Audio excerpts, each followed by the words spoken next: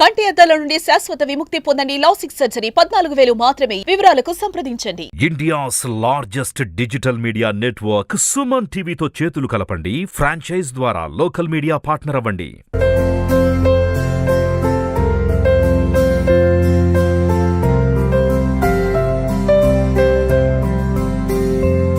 Hi hello welcome to Suman TV. నేను మీ రోషన్.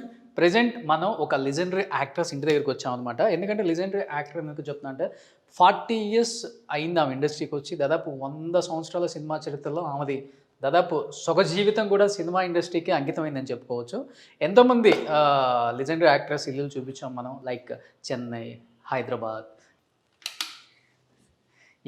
ఎవరా అనుకుంటున్నారు కదా? Yes, the evergreen beauty of Indian cinema Jayalalitha గారు.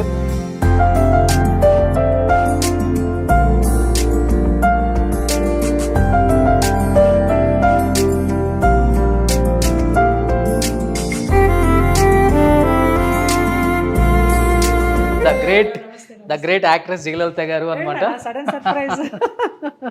సో ఎలా ఉన్నారు అక్క? కదండి. సో మీరు ఎంత అందంగా ఉన్నారో ఇల్లు కూడా అంత అందంగా ఉంది. అందరూ చాలా మంది లోపలికి రాగానే గుడిలోకి వచ్చినట్టుంది, చాలా ప్రశాంతంగా ఉందండి. అవునా?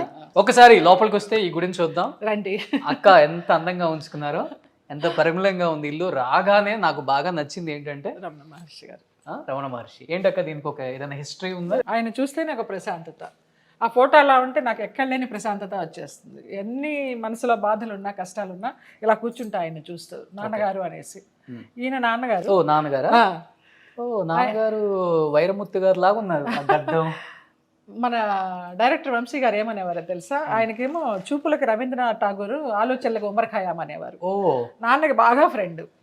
ఆయన అసలు ఎంత సతాయించేవారు వంశీ గారు. చాలా ఇష్టం నాన్న అంటే ఆయనకి. నా కోసం వేషానికి వెళితే నాన్నకి ఇచ్చారు వేషం ఆలాపనలో. ఓకే, గడ్డం చూసా? గడ్డం చూసే నాకు చాలా నచ్చాడని భానుప్రియకి డాన్స్ మాస్టర్ వేషం ఇచ్చారు, చేశారు. తర్వాత శభాష్ పాపన్నలో సావిత్రి జగ్గే గారితో చేశారు. ఓకే. అండ్ మన ఇండస్ట్రీలో చాలా తక్కువ మంది ఉన్నారు రమణ మహర్షిని బాగా ఇష్టపడే వాళ్ళు. చాలా మంది నాన్న. వెంకటేష్ గారు, మీరు, రాజా రవీంద్ర, శివాజీ రాజా గారు, రోషన్, రజనీ గారు. ఎస్, మన తెలుగులో ఎస్పెషల్లీ. అంటే మీకు ఏ ఇయర్ లో అనిపించింది ఆయన్ని నమ్మితే బాగుంటుంది, అక్కడికి వెళ్ళి మెడిటేషన్ చేద్దాం? నాకు రాజా రవీంద్ర ద్వారానే. బాబా ఎలాగా మన రమాప్రభ గారి ద్వారా పరిచయం అయినారో, రమణ మహర్షి గారు రాజా రవీంద్ర ద్వారా పరిచయం అయినారు. రాజా రవీంద్రకు ఒక గురువు ఉన్నారు. ఆయన వచ్చినప్పుడు నన్ను పిలిచేవారు అనమాట. ఆయన ప్రవచనాలు చెప్తూ ఉండేవారు. ఇంకా అలాగలాగా ఆయన బుక్స్ చదవడం, అసలు మనసంతా తేలికైనట్టు ఉంటుంది. జీవితం ఏమీ లేదు, ఆయన చూసిన జీవితాన్ని మనం ఎవరూ చూడలేదు. అంత నిరాడంబరంగా ఉన్న మనిషి మనమేంటి, ఆయన కాలుగోటికి సరిపోము. సో ఆయన్ని ఆదర్శంగా తీసుకుంటే లైఫ్లో ఉన్నా లేకపోయినా ప్రశాంతంగా గడిపేయచ్చు అని ఒక నమ్మకం ఉన్నది. ఇదేంటి పూజ మందిరం, దీన్ని నమ్ముకోవడానికి ఇంకొక రీజన్ ఉందా? బాబానా? అదే చెప్తున్నాను కదా, నా మ్యారేజ్ ఇన్సిడెంట్, నన్ను చంపేస్తారు అనే రోజున ఒక కళ, ఆ కళలో నన్ను అంబాసిడర్ కార్లో మా ఆయన తీసుకెళ్ళిపోతున్నారు చంపడానికి. బాబా చేయి పెట్టి ఆపారు. అప్పుడు ఒక్కసారి కనిపించారు బాబా అంటే ఏంటో తెలియనప్పుడు. రెండోసారి వచ్చేసి అరే పెళ్లి చేసుకుంటే బాగుంటాను అనుకున్నాను, ఇలా ఏంటి బాబా అని పడుకుని ఏడుస్తున్నప్పుడు ఫస్ట్ సారి ఆరెంజ్ కలర్ కాషాయ వస్త్రాల్లో కనిపించారు. రెండోసారి ధవళ వస్త్రాల్లో. నేను ఇట్లా పడుకుని ఉంటే ఇలా మీద చేయేశాను నాన్న. నాకు ఒక ఒళ్ళంతా కరెంటు షాక్ కొట్టినట్టు ఒక ఫీల్. గబాలను లేచి కూర్చున్నాను. ఒక ఆరాలాగా వచ్చేసింది. అంతే, నీకు నేనున్నానన్నారు. ఇంక అప్పటి నుంచి నేను భయపడటం మానేశాను. తర్వాత నాకు ఎప్పుడు కనిపించలా. నమ్మిన తర్వాత, మనస్ఫూర్తిగా నమ్మిన తర్వాత కనిపించలా. డైలీ 4 హారతులు చేస్తా. చెన్నైలో ఉన్నప్పుడు షిరిడీలో ఎలా జరుగుతుందో అలా చేసేదాన్ని. తర్వాత మానేశాను.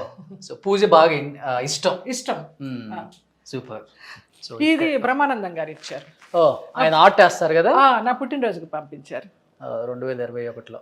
చాలా సింపుల్ గా ఉంది అంతే నాన్న, అండ్ చాలా నీట్ గా ఉంది. నాకు హోమ్ డెకరేషన్ అవేం తెలియదు. అది ఏ ఏజ్ లెక్క? ఆలీతో సినిమా చేశానన్న, నా అల్లుడు అనే సినిమా. ఓకే. అందులో ఒక డాన్సర్ గెటప్ వేసుకొని తిరుగుతూ ఉంటాను. ఎంఎస్ నారాయణ గారు నాకు లవ్.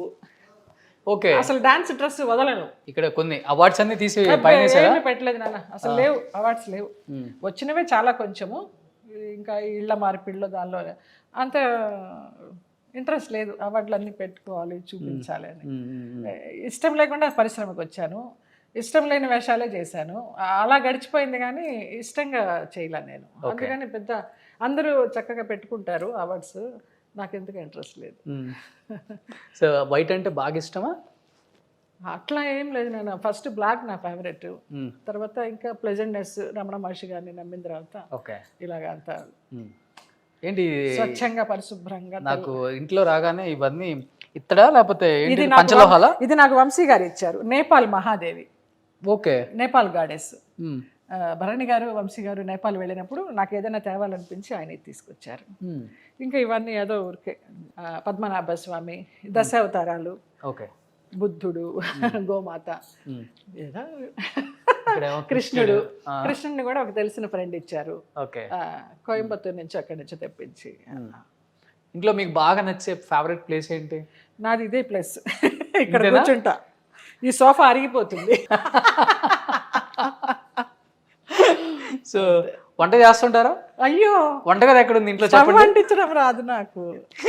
వంటగది ఇక్కడ ఉందా? క్లోజ్ చేశారు. అంటే ఎప్పుడైనా మంచినీళ్ళు అవి తీసుకోవడానికి వెళ్తాను కదా, అంతే, అలా తెలుసు. సూపర్. ఎనీహౌ ఇల్లు అయితే చాలా నీట్గా ఉంచుకోవడం ఇష్టం ఫస్ట్ నుంచి కూడా. ఇండస్ట్రీకి వచ్చిన తర్వాత నిలబెట్టుకుందంటే ఇది ఒకటేనక్క? ఇంకా అంతే. అంతేనా? మిగతా 30 years ఇండస్ట్రీ లాగా 40 years ఇండస్ట్రీ, ఇది ఒకటే ఫ్లాట్ మిగిలింది. నిజంగా ఎన్ని పోయినా కానీ కల్మషం లేని నవ్వు, థ్యాంక్ యూ, స్వచ్ఛమైన మనసు, అజాత శత్రువు మీరు. ఇండస్ట్రీలో ఏ బ్లాక్ మార్క్ లేదు, ఎవరి మీద కాంట్రవర్సీ లేదు, వాళ్ళ మీద వీళ్ళ మీద రుద్దేద్దాము మనకి ఏదో వచ్చింది మనకి అంతే. ఆ పిఆర్ మెయింటైన్ చేయడం కానీ, కాంట్రాక్ట్లో ఉండడం కానీ, ఎవరైనా జయలలిత ఉంది మన అమ్మాయి అని అభిమానించి పిలిచారా వెళ్ళి చేస్తాను, కానీ లేకపోతే క్యారెక్టర్ని అడగడం కూడా తెలియదు నాకు ఇప్పుడు కూడా అస్సలు. గోపాలకృష్ణ గారు చాలా పొగరు నీకు క్యారెక్టర్ అడగమంటారు, ఎందుకు గురువు గారు అంటాను ఆయన్ని. ప్రతి చిన్న విషయానికి ఆయన అడ్వైస్ తీసుకుంటాను. ఆయన కూడా అలాగే ఏమైనా అనిపిస్తే నా వాయిస్లో కొంచెం చిన్న తేడా కనిపించిన కూడా ఏంటి అలాగ ఉన్నావు, ఏమైనా జరిగిందా అని అడుగుతారు. భలే గుర్తుపట్టేస్తారు వాయిస్ని, సంతోషంగా ఉన్నా దుఃఖంగా ఉన్నా. అంత మంచి మనిషి, వీడియో కాల్ చేసి మరీ మాట్లాడతారు. నేను అబద్ధం చెప్తున్నానా నిజం చెప్తున్నాను అని చూడడానికి గురువు గారు నాకు. అయితే మీకు తెలుసు కదా గురువు గారు, మీరు స్టోరీ రాసేటప్పుడు అనుకుంటారు కదా ఈ క్యారెక్టర్కి వీళ్ళు, ఈ క్యారెక్టర్కి వీళ్ళు అని, మీరే ఇస్తారు కదా, నేను ఎందుకు అడగడం అంటే నీకు పొగరే అంటారు. సో ఇంట్లో ఒక్కళ్ళు ఉండి ఉండి ఉండి అలవాటైపోయింది. అలవాటైపోయింది. ఎవరైనా 4 జనాలు వస్తే టెన్షన్ పడిపోతా, కంగారు వస్తుంది నాకు. అవునా? అవును, ఇష్టమే కానీ ఎక్కువసేపు భరించలేను జనాల్ని. పబ్లిక్లోకి వెళ్ళడం కూడా భయం నాకు. పెళ్ళిళ్ళకు, శుభాలకి అశుభాలకి దేనికి వెళ్ళను. అశుభం చూశారంటే ఇంకా నిద్రపోను కొన్ని రాత్రులు, అలాగే ఉండిపోతుంది ఆ భయం. ఓకే, హాస్పిటల్ దాకా వెళ్ళి చూస్తాను కానివ్వండి, ఇక చచ్చిపోయిన తర్వాత చూడాలంటే నా వల్ల కాదు. నాకు అట్లా బతుకున్నప్పుడు మనిషి గుర్తుండాలి అంతే. ఏవిఎస్ గారు కూడా లాస్ట్ మినిట్ ఆయన ఫిల్టర్ కాఫీ అంటే ఇష్టం, మన ఇంటికి వచ్చి ఫిల్టర్ కాఫీ తాగేవారు. ఆ కాఫీ ఆయన ఒక స్పూన్ ఆయన గొంతులో పోసి వచ్చేసాను. నేను వచ్చాక పోయారని తెలిసింది. అమ్మ ఉన్నారు? అమ్మ నాన్న ఇద్దరు లేరు. అమ్మ 99లో పోయారు, దసరాల్లో కరెక్ట్గా నవమి రోజు.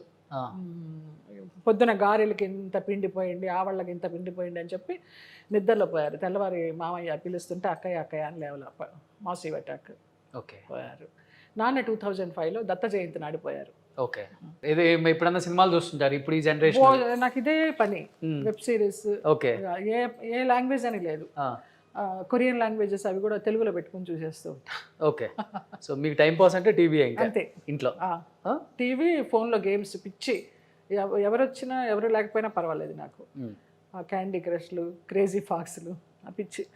బట్ ఒక్కళ్ళని ఇండస్ట్రీలో చాలా మందికి తెలుసు, ఎవరన్నా జయలలితకు ఫోన్ చేసి ఎలా ఉన్నావమ్మా ఏంటి అని అడిగే వాళ్ళు ఉన్నారా? అంటే మీతోటి నటీనటులు ఆడవాళ్ళు అస్సలు ఒక్కళ్ళు కూడా? నాకు లతాశ్రీ అని, అది మరదల్లాగా. నేను అందరికి ఇండస్ట్రీలో అక్కని అమ్మని, దానికి మాత్రం వదిన వదిన అని పిలుస్తుంది. మన యమగోళ యమలీల లతాశ్రీ, అది టచ్లో ఉంటుంది. రక్ష టచ్లో ఉంటుంది అక్క అని. ఇప్పుడు దాని కూతుర్ని హీరోయిన్ చేయాలనుకుంటుంది. మొన్ననే ఫోటో సెషన్ చేసింది. అక్క ఏమైనా హెల్ప్ చేయండి, నాకు తెలియదు నిజంగాను, ప్రొడక్షన్ చూద్దాం ట్రై చేద్దామని చెప్పా. అమ్మాయి ఒకటే ఉంటుంది పాపం కూతురుతోటి. ఇంకోటి, నేను పాకిజా గారికి హెల్ప్ చేయడానికి ప్రధాన కారణం అక్కే. అయ్యో, జయలలిత అక్క. నాన్న చాలా మందికి హెల్ప్ చేస్తున్నావు, ఒక కళాకారిని చాలా ఇబ్బంది పడుతున్నారు, చెన్నై రోడ్ల మీద తిరుగుతున్నారు నాన్న అని నువ్వు అనుకుంటే ఆమెకి మంచి లైఫ్ వస్తుంది నాన్న అని చెప్పారక్క మీరు. నిజం. మీరు చెప్పబోతే నేను నేను కూడా చెప్పినంత మాత్రం నీకు చేయాలని లేదు కదా, నీకు ఆ మనసు ఇచ్చాడు కాబట్టి భగవంతుడు చేసావు.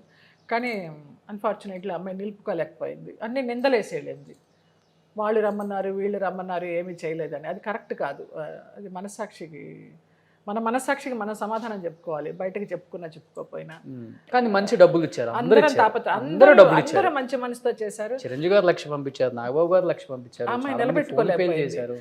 నాకు బాధ అనిపించి ఇంకా అమ్మాయితో మాట్లాడడం ఇష్టం లేక ఎట్లా కట్ చేయాలని బ్లాక్ చేసేసా తన నెంబరు. మధ్యలో ఒకసారి రాగి నేను అడిగిందంట, లలిత ఫోన్ లిఫ్ట్ చేయడం లేదు చేయమను అనేసి. నాకు మనసు చచ్చిపోయింది. చాలా వెళ్ళేటప్పుడు ఇంటర్వ్యూ ఇచ్చి మరీ వెళ్ళింది. నువ్వు అంత చేస్తే నీ గురించి అలాగే మాట్లాడింది, శ్రీరామ్ అంత చేస్తే శ్రీరామ్ గురించి మాట్లాడింది, అందరినీ తీసి పారేసింది. మీరు ఒక మంచి లైఫ్ ఇవ్వాలని చూశారు, నిజంగా మనస్ఫూర్తిగా అనుకున్నాను. మీకు అసలు ఏ సంబంధం కూడా లేదు. ఆమె ఎక్కడో చెన్నై, మీరు ఎక్కడో హైదరాబాద్. అలాంటిది ఒక తోటి కళాకారుని ఇబ్బంది పడుతున్నారు, మనం లైఫ్ నిలబెట్టాలి. బాబు మోహన్ అడిగాను, బ్రహ్మానందాన్ని అడిగాను, ఆలీని అడిగాను, అందరిని అడిగాను ఏమైనా కృష్ణ గారు కార్డు ఇచ్చారు. కార్డు ఇచ్చారు. క్యాటరాక్ట్ అయ్యి 2 కళ్ళు ఆపరేషన్ చేయించారు. అన్ని పనులు అయినాయి నా అమ్మాయికి చక్కగా వచ్చినందుకు. శ్రీశైలం యాదవ్ ఆయన అడిగి అన్న అని పిలుస్తాను, అన్న అమ్మాయికి ఏదైనా రూమ్ ఇచ్చి భోజనం పెట్టండి అన్న అంటే వెంటనే మన్నాడు పిలిచి రూమ్ ఇచ్చారు ఆయన. రూమ్ ఇస్తే నాకు ఎక్కడో ఇది 3rd ఫ్లోర్లో ఉంది, అమ్మాయి దిగే పని ఏముంటుంది, లిఫ్ట్ కూడా లేదనుకుంటా నాకు తెలిసి. బాత్రూమ్కి ఒక 5 నిమిషాలు నడిచి వెళ్ళాలి, నా వల్ల కాదు, నాకు యూట్రస్ ఆపరేషన్ అయింది, నాకు నడుము నొప్పులు మోకాళ్ళ నొప్పులు, నేను నడవలేను, ఈ రూమ్ నాకు వద్దు అనేసింది. ఇచ్చి జీవితాంతం నువ్వు ఎంత తింటే అంత పెడతానమ్మా అన్నాడు ఆయన. వద్దనేసి మనం ఎంత మంచి చేద్దాం అనుకున్నా కానీ ఒక 10,000 తీసుకొని మన్నాడే బస్ ఎక్కేసింది. విచిత్రం అనిపించింది. సో ఎనీహౌ మీరు అందరికి హెల్ప్ చేస్తారు కాబట్టి మీరు ఇంకా ఎన్ని పోయినా కానీ హ్యాపీగా ఉన్నారక్క, ఇలానే ఉండండి. అండ్ మీ గురించి చాలా మంది చాలా తెలుసుకోవాలనుకుంటున్నారు ఆడియన్స్ కూడా. తప్పకుండా. ఇంకెందుకు ఆలస్యం, స్టార్ట్ చేద్దాం. అలాగే. Let's start the interview with the great actress Jayalalitha గారు.